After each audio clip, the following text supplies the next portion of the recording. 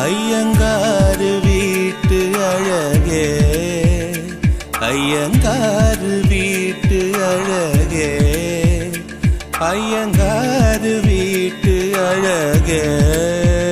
Hi guys, வணக்கம் and welcome to our channel. நீங்கள் பார்த்துருக்குறது ட்ரீம்ஸ் ஆஃப் ஒய். நான் உங்களோட ஸ்கிரா. இன்றைக்கி நம்ம தேவையான மேஜ் ஆஃப் கன்வீனியன்ஸ் பார்ட் 23 தான் பார்க்க போகிறோம். எனக்கு இன்னுமே தொண்டை வலி சரியாகலை, கோல்டுமே அப்படியே தான் இருக்குது. ஹாஸ்பிட்டல் போயிட்டு வந்து ட்ரீட்மெண்ட் பார்த்துமே இது சுத்தமாக சரியாகிற மாதிரி தெரியல.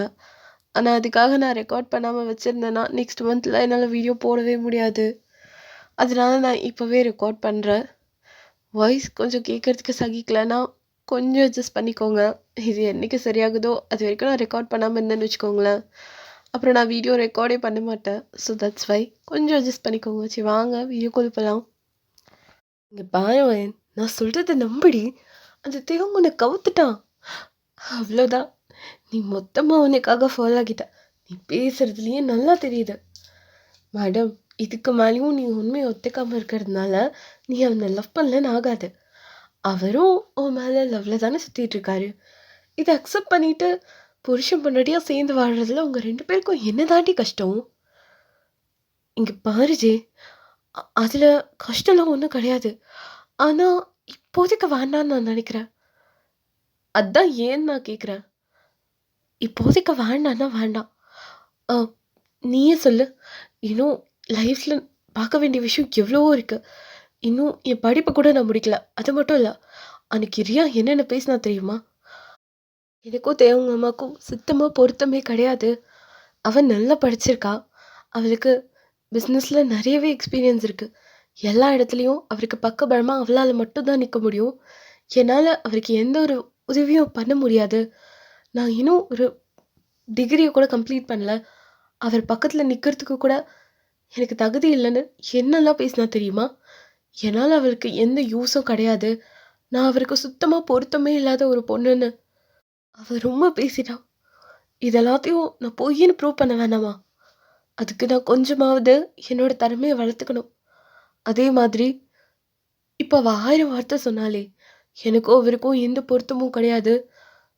பிஸ்னஸ் இண்டஸ்ட்ரியில் ஒரு சாம்ராஜ்யத்தையே ஆண்டுட்டு இருக்க தயவுக்கு நான் கொஞ்சம் கூட பொருத்தமான பொண்ணு இல்லைன்னு அவள் சொன்னால, அதை நான் மாற்றணும். அது வரைக்கும் இந்த மாதிரி நான் என் மனசை எந்த ஒரு இடத்துலையும் அலப்பாய விடக்கூடாது. அப்படி நான் அமைதியாக போயிட்டேன்னா அவள் என்னை பேசினது எல்லாம் உண்மைன்னு ஆகிடும். அதுக்கு நான் என்றைக்குமே இடம் கொடுக்க மாட்டேன். அதே நேரத்தில் எனக்கு இன்னொரு விஷயம் நல்லா புரிஞ்சிடுச்சு. நான் என்னதான் அன்எக்ஸ்பெக்டடாக அவரை கல்யாணம் பண்ணியிருந்தாலும் கூட இதுக்கப்புறம் என்னோடய லைஃப் அவர் தான், அவரோட லைஃப் நான் தான். இதில் நாங்கள் 2 பேருமே ஸ்டப்பனாக இருக்கோம். எந்த ஒரு சுச்சுவேஷன்லேயும் என் அக்கா ரியாவால் இதை மாற்றவே முடியாது. அதனால் அவளோட ஃபுல் டார்கெட்டும் என்னை மட்டும் தட்டுறதா மட்டும்தான் இருக்கும். என்னை அதை வச்சு தான் அவள் அடிக்கணும்னு ட்ரை பண்ணுவாள். ஆனால் அதுக்கு நான் எனக்கு கொடுக்கவே மாட்டேன். என்றைக்குமே இது ஒரு வீக்னஸாக யூஸ் பண்ணி எங்கள் 2 பேரையும் அவள் பிரிக்க ட்ரை பண்ண நான் ஒரு காலமும் விட மாட்டேன். இங்கே பாரு வயன், உன்னோட சுச்சுவேஷன் எனக்கு நல்லா புரியுது. உன் அக்காவை நம்ம ஈஸியாக ஜட்ஜ் பண்ணக்கூடாது. ஏன்னா உன் அக்காவை பற்றி உனக்கும் எனக்கும் நல்லாவே தெரியும். அவங்களுக்கு ஒரு விஷயம் வேணும்னா அது எப்படியா இருந்தாலும் அவங்களுக்கு சொந்தமானதை மாற்றுறது தான் உன் அக்கா அப்போத்துலேருந்து பண்ணிகிட்ருக்காங்க. நீயும் எல்லா விஷயத்துலையும் விட்டு கொடுத்துட்டு தான் போகிற. ஆனால் இந்த விஷயத்தில் நீ எவ்வளோ ஸ்டபனாக இருக்கேன்னு நீ பேசுகிறத வச்சு என்னால் நல்லா புரிஞ்சுக்க முடியுது. உனக்கு எப்போ என்ன ஹெல்ப்னாலும் ஒரு ஃப்ரெண்டாக என்னால் பண்ண முடிகிற வரைக்கும் நான் உனக்கு ஹெல்ப் பண்ணுவேன் வயன், அப்படிங்கிற மாதிரி வயன் கிட்டே சொல்லிகிட்டு இருக்கா. அதுக்கு வயன் லைட்டாக ஸ்மைல் பண்ணிட்டு, எனக்கு நல்லாவே தெரியும் எனக்கு என்னோட எப்போவுமே சப்போர்ட்டிவாக தான் இருப்பாள். சரி வயன், அப்போது நான் போயிட்டு மற்ற அரேஞ்ச்மெண்ட்ஸ்லாம் பார்க்குறேன். நீ ஜாலியாக சண்டே ஆத்துக்காரை கூட்டிகிட்டு கிளம்பி வந்துடு.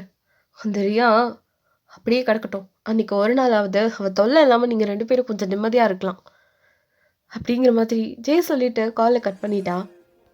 வயன் அந்த ஃபோனை எடுத்துகிட்டு போய் டேபிள் மேலே வச்சுட்டு சைலண்ட்டாக வந்து பெட்டில் உட்காந்து அமைதியாக யோசிச்சுட்ருக்கா. அப்போது தயவங்க வந்து ரூம்குள்ளே வராரு.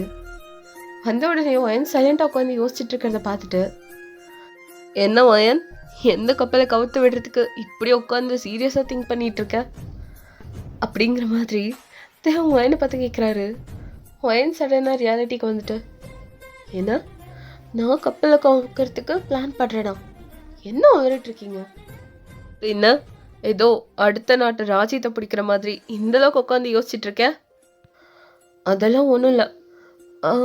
அப்புறம் ஜே கால் பண்ணியிருந்தா. என்னவா உன் ஃப்ரெண்டுக்கு?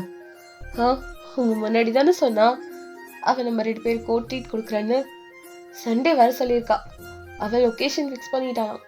நீங்களும் நானும் அன்னைக்கு அங்கே போகணும். நான் தான் ஆல்ரெடி ஓகே சொல்லிட்டேனே, இது எதுக்கு மறுபடியும் என்கிட்ட சொல்லிட்டு இருக்கேன்? அங்கே போகணும். பட் இப்படியேவா போகிறது? இல்லை எனக்கு புரியலை. இல்லை அதுக்கு ஏதாவது கொஞ்சம் பர்ச்சேஸ் பண்ணணும், அதான் யோசிச்சுட்ருக்கேன். என்னடா இன்னும் ஆரம்பிக்கலையே நினச்சேன். அது எப்படிடி எந்த ஒரு விஷயத்த ஆரம்பித்தாலும் கடைசியில் ஷாப்பிங்னு வந்து முடிக்கிறீங்க. இப்போ நம்ம அங்கே போகிறதுக்கும் ஷாப்பிங்க்கும் என்ன சம்மந்தம்னே தெரியல. ஆனால் வந்த உடனே ஷாப்பிங் போகணும்னு சொல்கிறேன். அது கரெக்டாக இருக்கீங்கல்ல? எனக்கு இந்த பொண்ணுங்களோட ஸ்ட்ராட்டஜியே புரியல. எந்த ஒரு விஷயம்னாலும் ஒன்று இந்த ஒரு வார்த்தையை சொல்லிடுறீங்க. இது என்ன கணக்கு? எனக்கு ஒன்றும் புரிய மாட்டேங்குது. சரி ஏதோ ஆசைப்படுறீங்களேன்னு கூட்டிகிட்டு போய் விட்டா ஏதோ ஒரு 1 மணி நேரம் 2 மணி நேரத்தில் முடிச்சுட்டு வாங்கன்னா 6 நாள் 1 நாளா பண்ணுறது? இந்த பசங்கள்லாம் ரொம்ப பாவம் தெரியுமா? அவங்களெல்லாம் வச்சு மேய்க்கிறதுக்குள்ளே போதும் போதும்னு ஆயிடுது. அதுவும் போனோமா வந்தோமா ஒன்று எடுத்தோமான்னு இல்லை, போகிறது கடையே புரட்டி போட்டு அங்கே இருக்க கடைக்காரனே கை கூப்பி வெளியே போங்கன்ற அளவுக்கு அவங்கள போட்டு பாடப்படுத்த வேண்டியது. அப்புறம் அந்த கலெக்ஷன் சரியில்லை இந்த கலெக்ஷன் சரியில்லைன்னு இன்னும் 2-3 மணி நேரம் அங்கேயே சுற்றி ஏதோ ஒன்றத்தை எடுத்து எதை வேண்டான்னு சொல்கிறியோ அதையே கடைசியில் பில் போட்டு கொண்டு வருவீங்க. அதோட நிறுத்துறீங்களா? வீட்டுக்கு வந்துட்டு அங்கே பார்த்து பிடிச்ச ட்ரெஸ்ஸு இங்கே வந்து பிடிக்கலன்னு சொல்லி திரும்பவும் போய் அதை எக்ஸ்சேஞ்ச் பண்ணி வா எத்தனை கூத்து! ஒரு நாள் போட்டு தூக்கி போடுற ட்ரெஸ்ஸை போட்டு அத்தனை பாடுபடுத்துறீங்க தெரியுமா? பீரோ ஃபுல்லாக எடுத்து அடுக்கினாலும் ட்ரெஸ்ஸே இல்லாத மாதிரி போட்டதையே திரும்ப திரும்ப போட வேண்டியது. ஆனால் துணியை மட்டும் எங்கே போனாலும் ஷாப்பிங் போகிறேன்னு சொல்லி பீரோ ஃபுல்லாக வாங்கி அடுக்க வேண்டியது. இதுக்கு எதுக்கு இந்த வெட்டி வேலை? அப்படிங்கிற மாதிரி தேவங்க வயனை பார்த்து கேட்குறாரு. இதுக்கு வயன், உன்கிட்ட நான் ஷாப்பிங் போகணுன்னு ஒரு வார்த்தை தான் சொன்னேன். போயிருந்தா அழகான ஒரே ஒரு ட்ரெஸ் எடுத்துட்டு சைலண்டாக வாயை மூடிட்டு வந்திருப்பேன். நான் என்ன மற்ற பொண்ணுங்களை மாதிரி என்னை ஷாப்பிங் கூட்டு போ, அங்கே கூட்டு போ, இங்கே கூட்டு போன்னு எந்நேரமோ வாழை பிடிச்சிட்டே சுற்றிட்டு இருக்கேன். மற்ற பொண்ணுங்களை மாதிரி உன்னை கூட்டிகிட்டு போய் நகைக்கடை வாசலையும் துணிக்கடை வாசல்லையும் 2 மணி நேரம் 3 மணி நேரம் உட்கார வச்சுட்டா இருக்கேன். நான் போகிறதே வருஷத்துக்கு ஒரு முறை தான். எப்போ போனாலும் போகணுமா வந்தமான்னு வர ஆள் தான். நீ என்னமோ மற்ற பொண்ணுங்க கிட்ட பேசுகிற மாதிரி என்கிட்ட இப்படி மூச்சு பிடிக்க பேசிகிட்டு இருக்க. நான் என்ன மற்றவங்க மாதிரி நினச்சியா? நான் அந்த மாதிரியெல்லாம் கிடையாது. எனக்கு ஒரு ட்ரெஸ் எடுக்கணும்னாலும் நம்மளா போனால் டைம் வேஸ்ட் ஆகுமேன்னு என் அம்மாவை அனுப்பி அவங்க எதை எடுத்து கொடுத்தாலும் வாயை மூடிட்டு சைலண்டாக போட்டுட்டு போகிற பொண்ணு நான். என்கிட்ட வந்து என்னமோ நீ இஷ்டத்துக்கு டைலாக் பேசிகிட்டு இருக்க. உனக்கு இதெல்லாம் யார் எழுதி கொடுத்தா?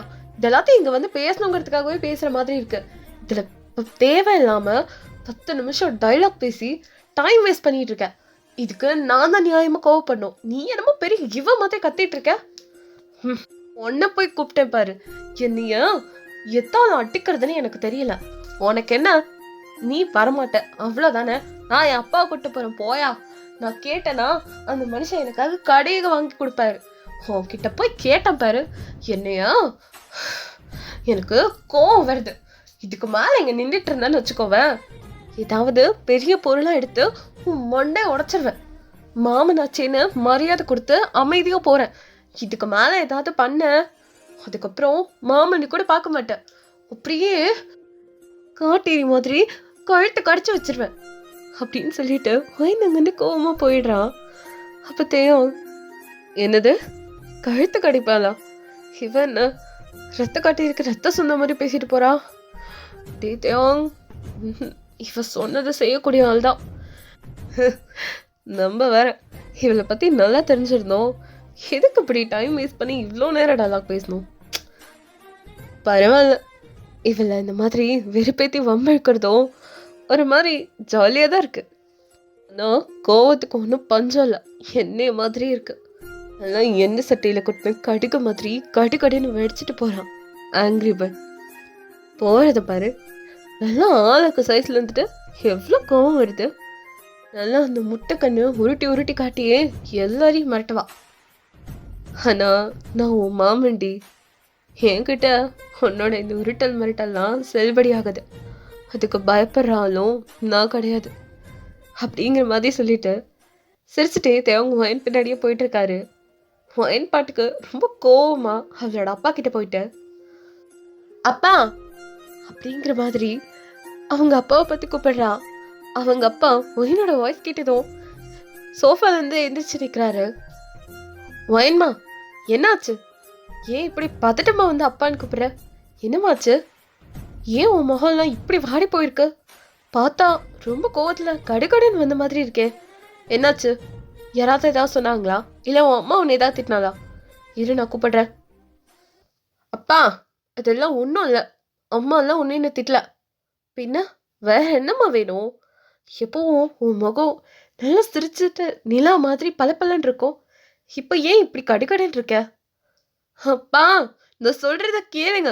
முதல்ல என்ன பேச விடுங்க. நீங்க பாட்டுக்கு பேசிட்டே இருந்தா நான் பேசுறத எப்படி கேட்பீங்க?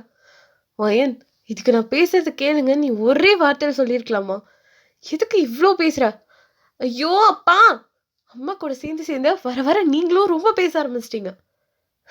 நல்ல காலம், பெத்திருக்கம் பாரு பிள்ளைய. அப்பாவை பார்த்தா 5 அடி தள்ளி நின்று பயந்து நிற்கிற எத்தனையோ பிள்ளைங்க இருக்கு. ஆனா எனக்கு வாச்ச ரெண்டும் என்னையே மிரட்டிக்கிட்டு சுத்துது. அதுலயும் இது கடைசியா பிறந்துட்டு என்னை என்ன மிரட்டுது. என்ன பண்றது? பெத்துட்டோம், பாசம் கொட்டி வளர்த்துட்டோம், வேற வழி இல்லை. என்னம்மா ஒயன் பிரச்சனை சொல்லுமா? அப்பா எதுவா இருந்தாலும் தீர்த்து வைக்கிறேன். உன் அம்மா உன்னை ஏதாவது திட்டினாளா? நான் வேணா அவளை கூப்பிட்டு திட்டுமா? யாரு நீங்க அம்மாவை கூப்பிட்டு திட்ட போறீங்க? இதை நான் நம்பணுமா? ஐயோ, என் வீக்னஸ் என் பொண்டாட்டி ஊரெல்லாம் பரப்பி வச்சிருக்கா. அதான் பெத்த புள்ள கூட மதிக்க மாட்டேங்குது. இவள கோவப்பட்டா மட்டும் என்ன நடக்க போகுது? ஒன்றும் நடக்காது. போனமானு போனதுதான், போயிட்டு போகுது. அப்போ உன் அம்மா ஒன்று திட்டலையாம்மா? அதெல்லாம் ஒன்றும் இல்லைப்பா. அப்போ வேற என்னம்மா பிரச்சனை? பிரச்சனை உங்க பொண்டாட்டி இல்லை, அவங்க கூட பிறந்த உங்க தம்பி தான். என்ன? ஓ, தயாங்கா? நான் கூட ஏதோ பெரிய பிரச்சனை நினைச்சேன். இது வழக்கமா நடக்கிற பிரச்சனை தானா? சே, இது ஒரு பெரிய பிரச்சனைன்னு நீ கத்துல நான் பாரு பேப்பர் எல்லாம் கீழே போட்டு ஏந்திரிச்சு நின்னுட்ட. இது வளமையா நடக்கிறது தானே வயன் அப்படிங்கிற மாதிரி சொல்லிட்டு வயனோட அப்பா சைலண்டா சோஃபால உட்காரலான்னு போவாரு. அப்போ வயன், பா நான் இங்க என்ன சொல்லிட்டு இருக்கேன், நீங்க என்னன்னா இதெல்லாம் ஒரு பிரச்சனையான்னு சைலண்டா உட்கார போறீங்க? ஐயோ வயன், உன் அம்மா தான் என்னை போட்டு வாட்டி வதைக்கிறானா? நீயும் ஏமா இப்படி பண்ற? நல்லா தானே இருந்த, இப்ப ஏன் நீயும் இந்த மாதிரி பண்ணிட்டு இருக்க? அப்பா, நான் உங்ககிட்ட சொல்லாம வேற யார்கிட்டப்பா சொல்லுவேன்? அம்மா கிட்ட சொன்னா அம்மா கண்ணு மூடிட்டு உங்க தம்பிக்கு தான் சப்போர்ட் பண்ணும். என் அப்பா கிட்ட போனாதான் எனக்காக என் அப்பா பேசுவாருன்னு உங்ககிட்ட வந்தா நீங்க என்னடானா இந்த மாதிரி பேசுறீங்க அப்படிங்கிற மாதிரி வயன் அவன் அப்பா கிட்ட சொல்ல. இதுக்கு வயனோட அப்பா வாய் திறந்து எதுவும் சொல்றதுக்கு முன்னாடியே அங்க தேவங்க வராரு. வந்துட்டு, வேற என்ன பண்ணுவாரு? என் மாமா எனக்கு தான் சப்போர்ட் பண்ணுவாரு. என் அக்கா எனக்கு எப்படி பக்கபலமா நிக்கிறாளோ அதே மாதிரி தான் என் மாமாவும் எனக்கு தான் சப்போர்ட் பண்ணுவாரு. உனக்கெல்லாம் சப்போர்ட் பண்ண மாட்டாரு அப்படின்னு சொல்லிட்டு தேவங்க வயனோட அப்பா பக்கத்துல வந்து நின்றுட்டு, ஏன் மாமா, நீங்களும் எனக்கு தானே சப்போர்ட் பண்ணுவீங்க, இல்ல இந்த குட்டி சாத்தானுக்கு சப்போர்ட் பண்ணுவீங்களா? பாருப்பா, உன் கண்ணு முன்னாடியே நீ பெத்த பிள்ளைய குட்டி சாத்தான் சொல்றாரு. இவருக்கா நீ சப்போர்ட் பண்ண போற? உன் பொண்டாட்டி மாதிரி நீயும் மாறிட்டியா அப்படிங்கிற மாதிரி வயன் அவளோட அப்பாவை பார்த்து கேட்குறா. அதுக்கு அவர் என்ன பேசுறதுன்னே தெரியாம சைலண்டா நின்றுட்டு இருக்காரு. அப்போ, ஆமாண்டி, என் புருஷனும் அவரோட மருமகளுக்கு தான் சப்போர்ட் பண்ணுவார், உனக்கு நாங்கள் ஏன் சப்போர்ட் பண்ணணும் அப்படிங்கிற மாதிரி ஒரு வாய்ஸ் கேட்குது. எனக்கு நல்லா புரிஞ்சு போச்சு, இதுக்கு மேலே எதுவுமே பேச முடியாது. ஏன்னா உள்ளே வந்தது ஒயனோட அம்மா வச்சே. அவங்க வந்த உடனே ஒயன்கிட்ட என்ன இதுன்னு கூட பேசல, ஸ்ட்ரெயிட்டாக தேவங்கிட்ட போயிட்டேன். டேய், எதுக்குடா இவன் இந்த மாதிரி கத்திட்டு இருக்கா? உனக்கும் இவளுக்கும் வேற வேலையே இல்லையா? ஒரு நாளைக்கு மினிமம் 2, 3 முறையாவது இந்த மாதிரி ஏதாவது சண்டை இழுத்து விட்டு, ஏன்டா இந்த மாதிரி பண்ணிட்டு இருக்கீங்க? அக்கா, நான் எதுவும் பண்ணல. உன் பொண்ண கேளு. அப்ப அவங்க வயன் பக்கம் திரும்புறாங்க. அதுக்கு வயன், நான் எதுவும் பண்ணல. உன் தம்பியவே கேளு. அப்படின்னு சொல்லி மாறி மாறி அடிச்சிட்டு இருக்காங்க. ஸோ இத்தோட நான் இந்த எபிசோட முடிச்சுக்கிறேன். இந்த எபிசோடு எப்படி இருந்துச்சுன்னு மறக்காம கமெண்ட் பண்ணிடுங்க. டாடா, பாய்.